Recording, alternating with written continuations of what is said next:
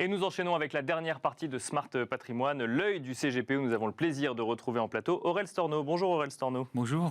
Merci d'être avec nous. Vous êtes responsable des investissements multi-assets chez Lombard Odier Asset Management. Nous allons tenter de comprendre aujourd'hui quels sont les choix de gestion que l'on peut faire dans un environnement de taux élevés. Faut-il déjà tout changer puisque la donne a changé depuis 6 mois, 1 an, Aurel Storno? C'est vrai que ça fait un petit moment maintenant, mais on navigue encore dans des terrains un peu nouveaux. Et il est certain que la donne a changé de ce point de vue-là. Est-ce qu'il faut tout changer? Non, il ne faut jamais tout changer dans la gestion diversifiée, Bien dans sûr, la gestion en général, mais il faut certainement s'adapter.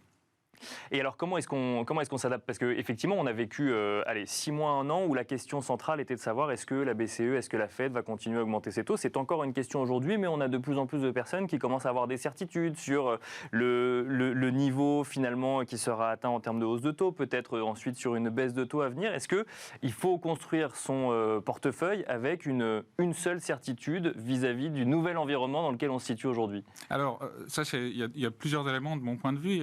Alors, certainement pas, dans le sens que nous, on prône plutôt une approche qui ne privilégie pas un seul scénario. D'accord. Par contre, la hausse des taux, elle vient avec une certaine incertitude qui est un peu plus permanente. C'est pas juste est-ce que les taux vont continuer à monter, mais quel est l'impact de ce nouvel environnement sur les acteurs financiers.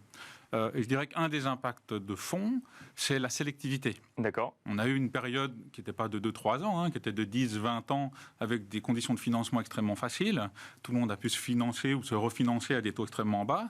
Aujourd'hui, ce n'est plus le cas. Donc, si la situation elle est même stable, c'est-à-dire que les taux ne continuent pas à monter, mais restent là où ils sont, on va rentrer quand même dans une zone de tri. D'accord. Et donc de plus grande sélectivité, de plus grande disparité. Et qui va durer dans le temps. On n'a pas encore vu aujourd'hui toutes les conséquences potentielles d'un environnement de taux élevé sur l'économie et sur... On a vu quelques exemples. On a vu en Californie, il y a quelques mois, une société qui était un peu dans des situations difficiles.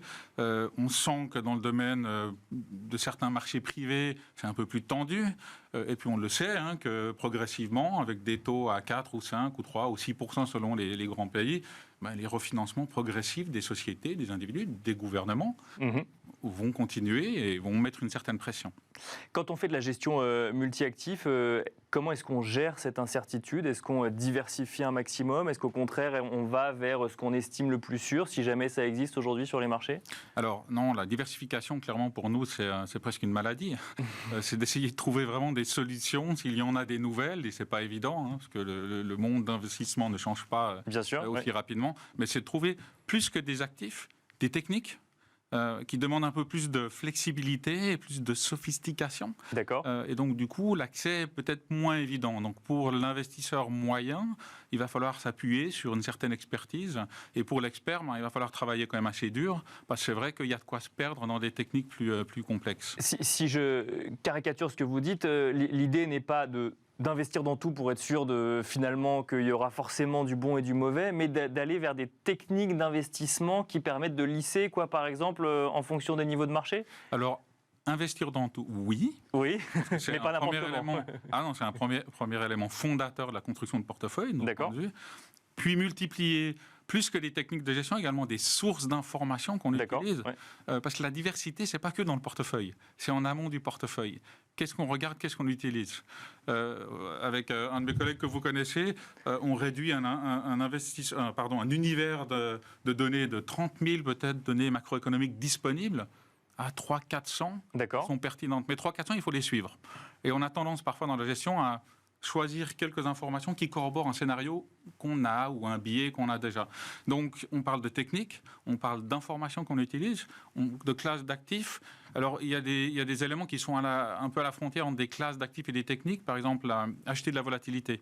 Être long volatilité, aujourd'hui, c'est une stratégie qui est intéressante pour diversifier les portefeuilles.